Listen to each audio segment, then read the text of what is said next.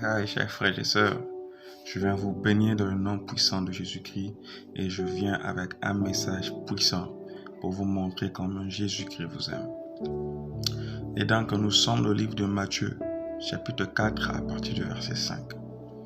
Hier encore, lorsque j'étais bouleversé, lorsque je cherchais que le Seigneur me visite, que je priais au fond de moi, que je voulais que Dieu me parle, que j'étais vraiment concentré. Et donc, tard de la soirée, Dieu m'a parlé, pour ne pas dire tard de la soirée, Dieu m'a parlé dans le livre de Matthieu chapitre 4, verset 5. Lorsque nous entrons là-dedans, nous pouvons voir que Jésus-Christ fut tenté par Satan. Et donc, cela a interpellé ma conscience. Cela a interpellé ma conscience et je me suis dit, mais waouh, mais attends. Il y a quelque chose que l'humanité a loupé. Il y a quelque chose que l'humanité n'a pas pu comprendre. Il y a quelque chose que l'humanité n'a pas discerné. Jésus-Christ fut tenté par Satan. Jésus-Christ fut tenté par Satan. Et là, nous voyons les réponses de Jésus-Christ à Satan. Nous voyons comment Jésus-Christ est en train de redirectionner Satan étape par étape. Et à la fin, il dit que tu ne tenteras pas le Seigneur ton Dieu. Mon cher frère, ma chère sœur, sais-tu pourquoi Jésus-Christ a été tenté par Satan?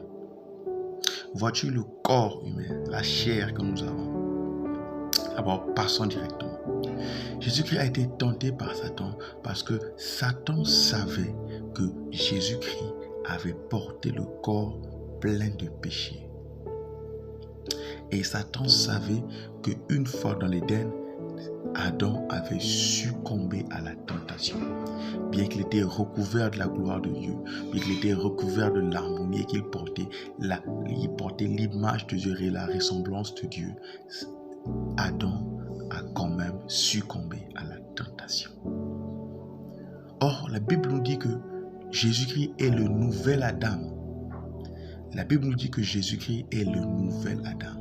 De même que Adam existait pur dans la présence du Saint-Esprit, Jésus-Christ aussi existait pur dans la présence du Saint-Esprit. Donc lorsque le serpent a vu le nouvel Adam, il s'est dit, tiens, l'ancien Adam, je l'ai tenté, je l'ai séduit, il a succombé, avec le nouveau, je ferai de même.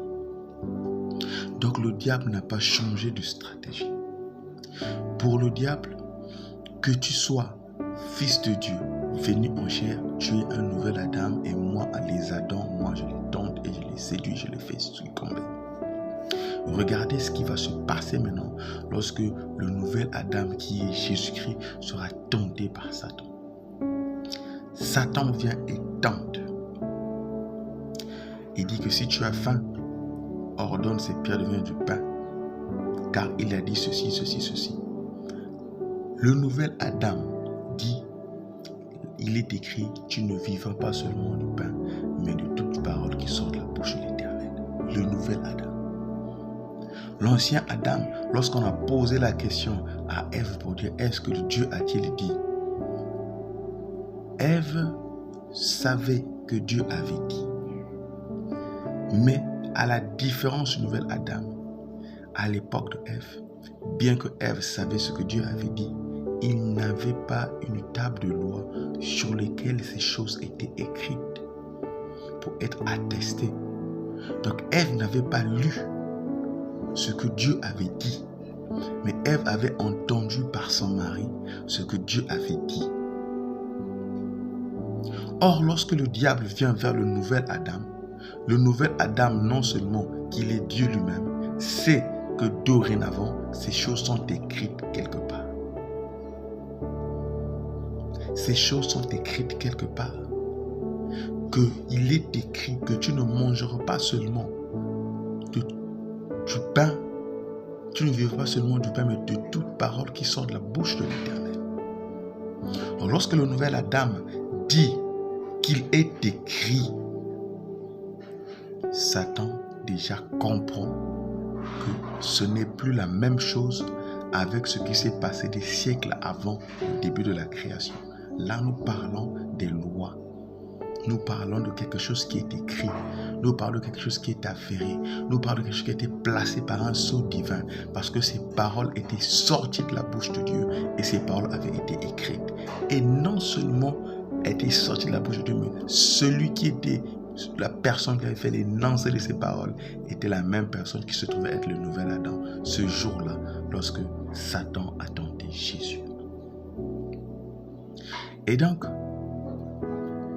tu dois comprendre ceci. Lorsque Jésus revient sous forme, et lorsque Dieu descend sous forme humaine, il s'arrange de préparer des lois déjà écrites. Ces lois déjà écrites sont celles qui vont défendre les générations futures de l'humanité.